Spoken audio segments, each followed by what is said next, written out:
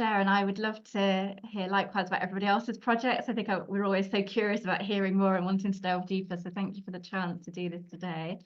So I'm in Derby, and what I'm going to share with you is our experience of our first 12-month cycle, which is just coming to end at the end of this month, being supported by Control Shift. And that resource has come through me working in association with the Equality Trust, but very much supporting the mobilisation of grassroots groups here in Derby. So my role has been very much facilitating that. So we've kind of branded this locally as Derby versus Poverty, bringing together lots of local groups, and we've called it Claiming Our Promise of a Fair Chance Derby via this socio-economic duty, the story so far. So I'll explain a little bit about the socio-economic duty and the background to why we started this project, and then what we've done. And I've got a snapshot of some pictures and outcomes from what you've done, and then I'd be happy to take any questions.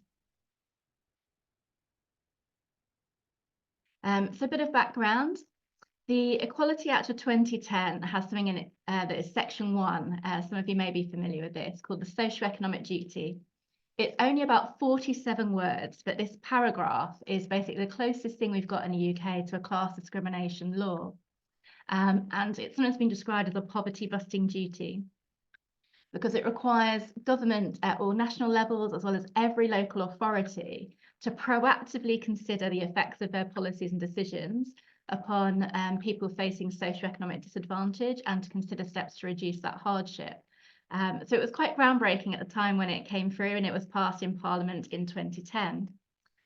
It also has some power to enforce it, which is the Equality and Human Rights Commission is the watchdog, and it would give members of the public and agencies the chance to challenge any policies that worsen socioeconomic disadvantage through the courts, through a judicial review. However, it was passed during the final days of the last Labour administration in 2010. We then had a change of government who quickly announced that they were going to abandon this duty, but they haven't repealed it. So it's this interesting piece of law that's dormant, but it is still on the statute books. It hasn't been repealed. It just doesn't have a start date, which is the only thing between us having that protection and not. It just needs a Minister of State to announce a commencement date. It has since though been activated in Scotland and Wales in 2018 and 2021 respectively, but not in England and not for Westminster's UK-wide policy making. And I'm sure we can all think about some of the implications of that and the policies that we've seen rolled out since 2010 with all the austerity cuts.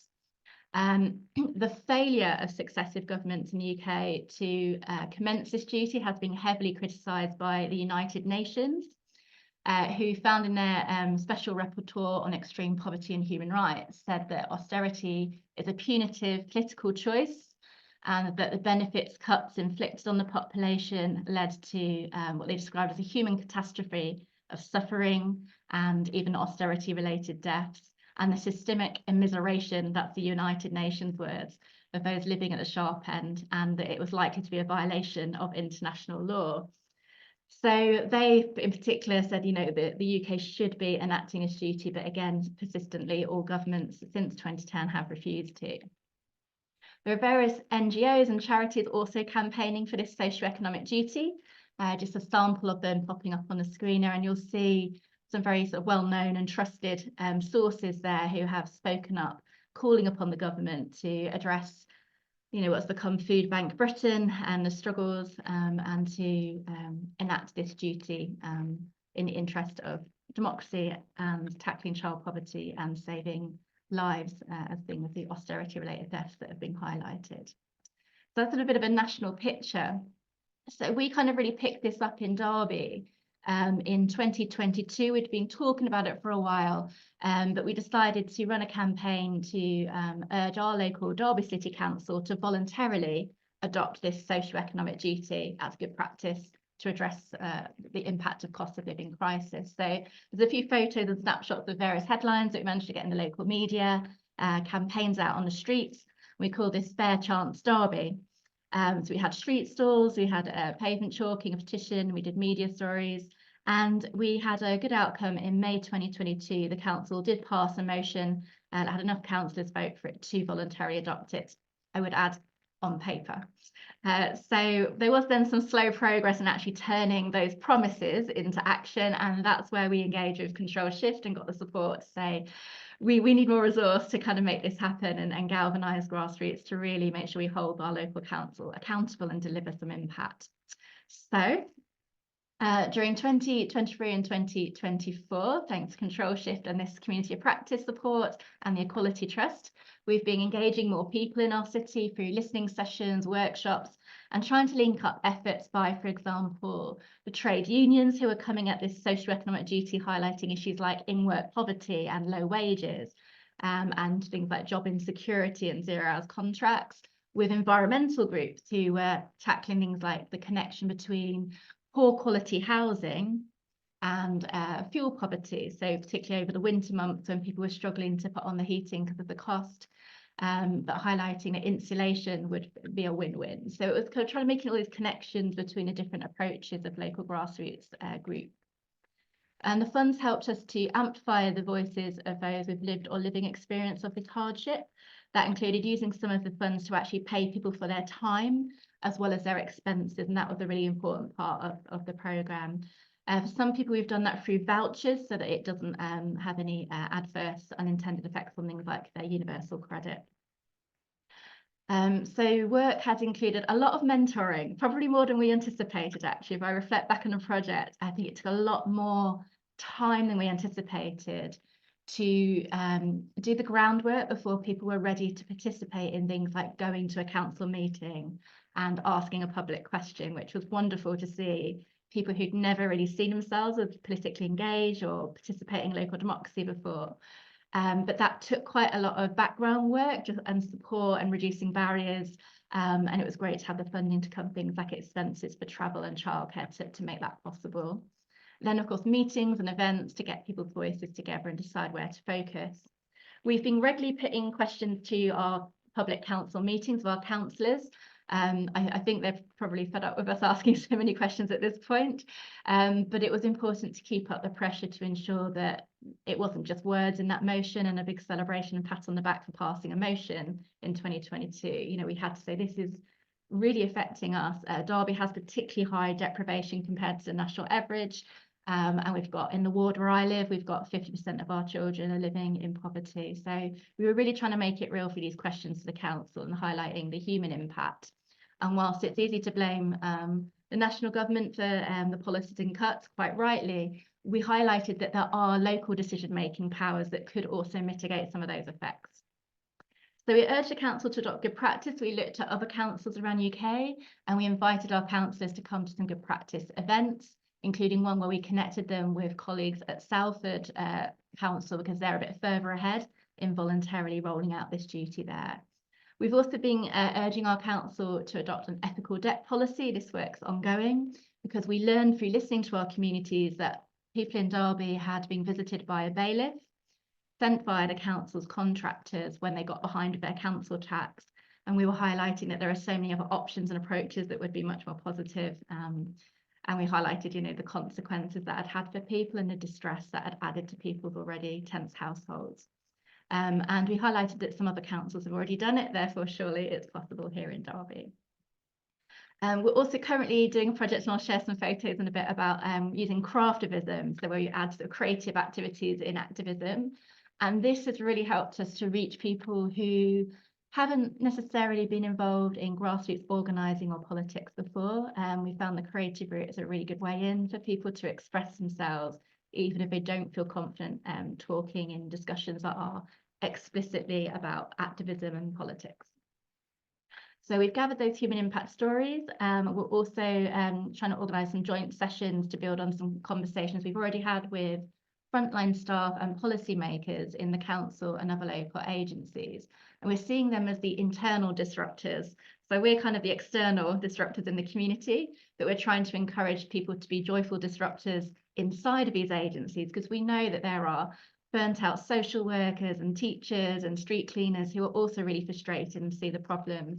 So we've been trying to connect and have those discussions, and that needs to be quite discreet because some of the people are perhaps concerned about if they were known to be kind of engaging in this by their employers. So we've been very much supporting and equipping them with information, awareness, best practice examples that they can then bring in and share with colleagues. And as June is currently our sort of final month of the 12-month cycle, we're busy with lots of sort of wrapping things up, evaluation, and looking at how we keep momentum. So we have applied for one grant to help sort of keep things going. Unfortunately, we didn't get that, so we're working hard to look at other sources because we feel that we've developed some real momentum and we wouldn't want to lose it now.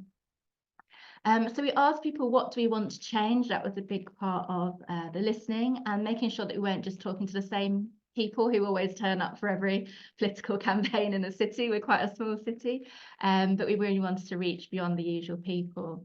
And it helped by getting some media coverage of some of these issues. So as an example of a local front page headline there, that more than 23,000 kids in our city living in poverty, and this particularly galvanised the conversation.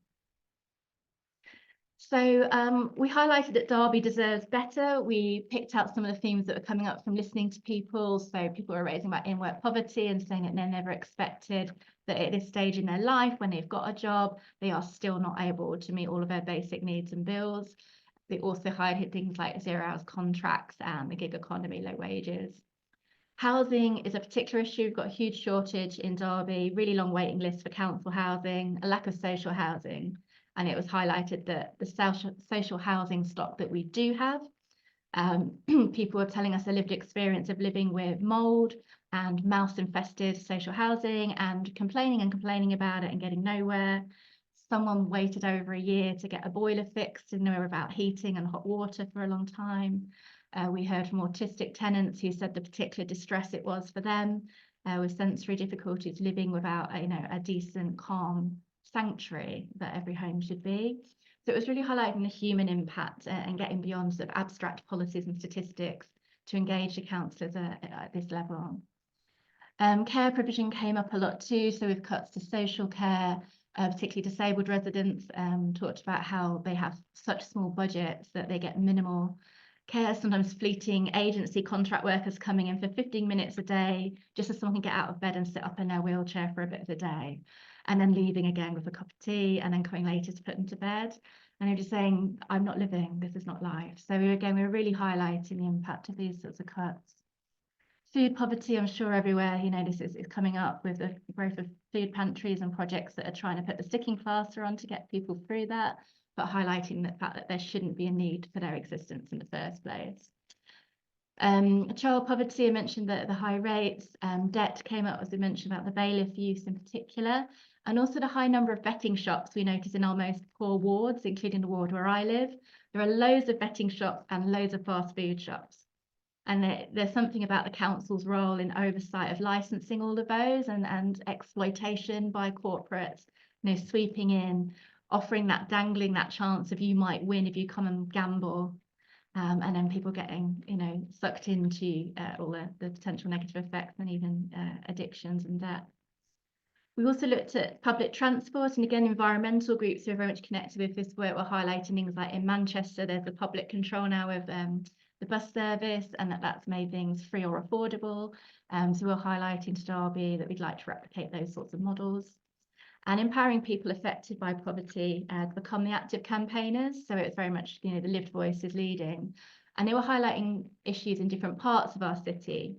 So, for example, an area of our city called Allington has high unemployment, quite poor local infrastructure, and quite low engagement in politics, but is predominantly a white working class area.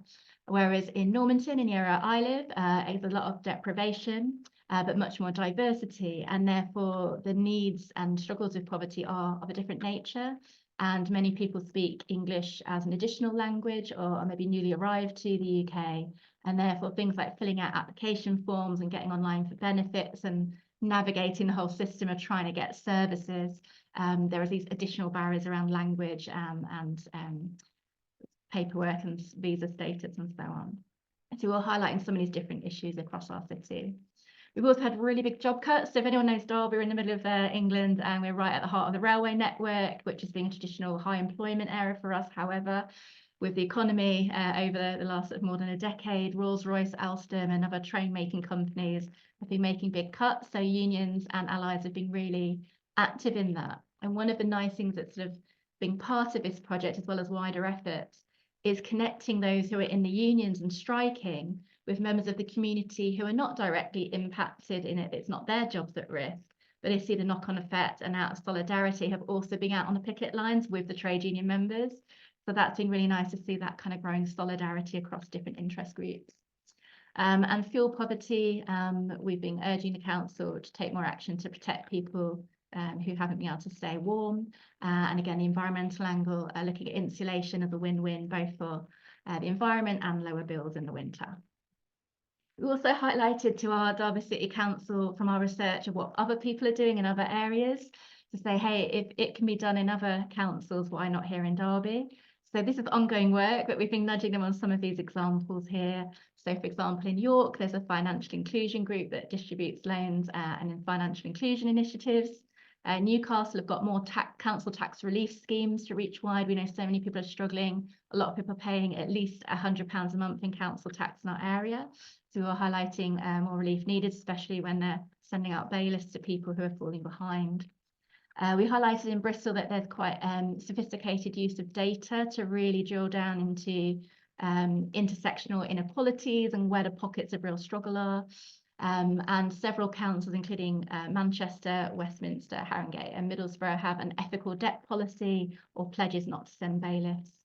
In Manchester, they use grants to the voluntary sector to support socio-economic disadvantage, and in Preston, they're using their buying power as a commissioner and using community wealth building as a focus for when they're contracting, looking at kind of investing in local grassroots social enterprise and provision, and how they can improve job prospects and life chances for those with the least. So we've been highlighting these to our council policymakers. But we've done it with what we call joyful disruption. So we've gone to the council. Here's a few pictures of some of our participants who agreed to be photographed. We decided to go to our council and put our public questions to those meetings regularly. And we went wearing various symbols about social justice and intersectional equalities, because in particular we have a far-right mayor who was elected sadly in our city, and we've had a far-right political activity in our city sadly gaining ground through divide and rule and scapegoating for people's struggles, blaming the wrong people. So in resistance to that divide and rule, we wanted to come as a united front with diverse representation to ask these questions, to challenge policies that could be improving life in Derby. In terms of some joyful disruptions and little wins, to engage people, we tried various kind of techniques, and one was chalking on pavements, which we had a lot of fun, both the kids and the big kids. So these are some of the messages people chalked on Derby City Centre. And it was lovely on one of the days we did this, one of the council's street cleaning team were there, and they were really supportive, and their family happened to be coming to meet them at the end of their work shift, and they were engaging in the conversation as well. So there were loads of messages chalked from Fund the NHS. Children drew pictures of houses with the message homes for everybody, food for everyone, no starving kids, teach humanity to elites, no cuts to education. And it was just really a way in to engage people who, again, don't necessarily usually get involved in grassroots political activism in our city. And we're also currently making these dolls for change. So pictured here is local community artist Rita Capia, who's been engaging in this project. And she's a community artist who helps people to make empowerment dolls with an affirmation message to take away. And through engaging her in this project, we've developed that idea in terms of a kind of a protest doll. So we're currently running some workshops. We have 3 more this month before we wrap up, where people will make 2 dolls each. So one will be an empowerment doll with an affirmation to challenge internalized oppression and stigma of the struggle of living with financial and socioeconomic disadvantage. So one will be a positive one that they keep. They'll also make a second doll, which is going to be a doll for change, where they write a message to inspire Derby City Council to change a specific policy issue.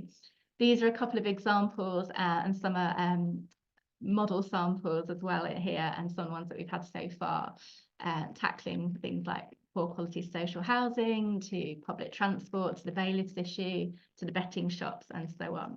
So these dolls will be marching on the council house, and once we've done that, I'll share all the pictures and videos of this group, because you might like to see that. We're hoping using a bit of fun and joyful disruption helps to raise spirits through a really stressful, difficult time for everyone, to keep momentum, but also is you know, there's so many protests and they're all important, but it can be hard to get a kind of media coverage because they just think, oh, it's just another gathering, another protest. So we're hoping this will get some media coverage and engage people in a different way with some good visuals. So little wins. The socio-economic duty is now talked about within the local trade unions, community organisations. I recently had the University of Derby social research team talking about it. The Derby Poverty Commission never talked about it before, hadn't heard about it until we'd raised it. And in local events to tackle child poverty, I was really pleased to hear from an event that I wasn't even at that the socio-economic duty was mentioned. So that was really good to hear that it's spreading wider than just those of us who are seeing that it's sort of our baby and our passion. In terms of more tangible outcomes, the duty has now been adopted into Derby's multi-agency cost of living strategy. So that brings together the council, the NHS and other agencies. The council's equality impact assessment, which already existed to check policies for their impact on areas like race, disability and gender and so on. Now socio-economic disadvantage has been added to that consideration every time a policy is made. It's also being added to template reports and proposals that are presented to the councillors' meetings, so that they have to consider any proposal, what the socio-economic impact would be. And it's being adopted into the local Labour's campaigning manifesto, and it was a topic in our recent local councillors' election campaigns, and in the publicity it was very much centred in their pledges. So it's no magic wand, but there have been some impacts. And there's also been some emerging opportunities seized. There was a bottom-up economic plan for Derby. A researcher from a university from another city came to Derby, and we had that chance to connect our project to that research. And we've also had a chance to record some stories for change, amplifying the voices of lived experience of these hardships from austerity cuts through People Voice Media Community Reporters Network, which empowers grassroots people to report their own media. So that's a bit of a well-written tour. I hope that was helpful to give you a flavour of what we've been doing. Our challenge now is wanting to keep momentum and keep doing this, because there's been small incremental progress, but there's still work to do. So thank you.